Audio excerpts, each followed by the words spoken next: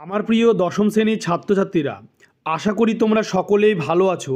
তোমরা যারা 2024 মাধ্যমিক পরীক্ষা দিবে তাদের ইতিহাসের 2 মার্কে যে প্রশ্নগুলি আসে সেগুলি তোমাদের কোন কোন অধ্যায় থেকে প্রশ্নগুলি আসে সেইগুলি জানার জন্য ভিডিওটি তোমরা সম্পূর্ণ দেখে নাও কোন প্রশ্নগুলি আসতে চলেছে।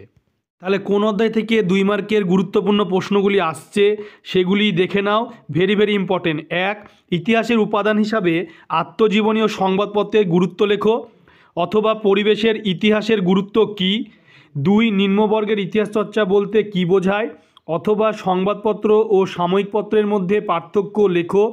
3, দুধুমিয়া স্মরণীয় কেন, অথবা বটতলা সাহিত্য বলতে কী বোঝো। এরপরে নেক্সট যে প্রশ্নগুলি আসতে পারে 4 দাগে, বিশ্বভারতী প্রতিষ্ঠার উদ্দেশ্য কী ছিল, অথবা ইলবার্ট বিল বিতর্কের গুরুত্ব কী। 5, চৌরি চৌরা ঘটনার গুরুত্ব কী, অথবা ওয়ার্কার্স অ্যান্ড পেজেন্টস পার্টির মূল লক্ষ্য কী ছিল।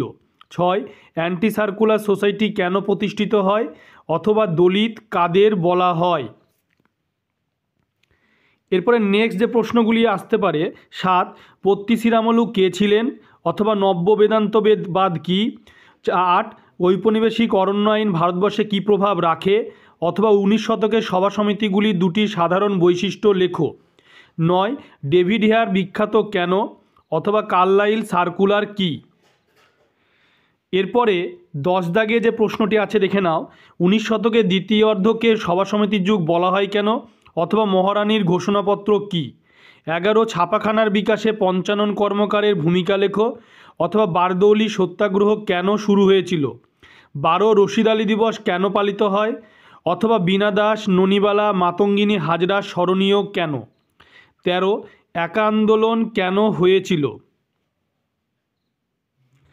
এরপরে 14 দাগে বঙ্গভাষা প্রকাশিকা সভা প্রতিষ্ঠার উদ্দেশ্য কী ছিল, অথবা জাতীয় শিক্ষা পরিষদ গঠনের উদ্দেশ্য কী ছিল। 15, ভারত সভা প্রতিষ্ঠার উদ্দেশ্য কী ছিল, অথবা কারা পাগলাপন্থী নামে পরিচিত। 16, গগনেন্দ্রনাথ ঠাকুরের ভারতমাতা চিত্রটির ব্যঞ্জনা ব্যক্ত করো, অথবা মাদারিপাশি কে ছিলেন। 17, নেহেরু লিয়াকত চুক্তি বা দিল্লি চুক্তি দুটি শর্ত লেখো, অথবা অলিন্দ যুদ্ধ কী, জনশিক্ষা কমিটি কী। 18, উদ্বাস্তু সমস্যা কী, অথবা কোন সময়কে পুনর্বাসনের যুগ বলা হয়। 19, ক্যালকাটা স্কুল বুক সোসাইটির উদ্দেশ্য কী ছিল, অথবা মানবেন্দ্রনাথ রায় কী কারণে বিখ্যাত।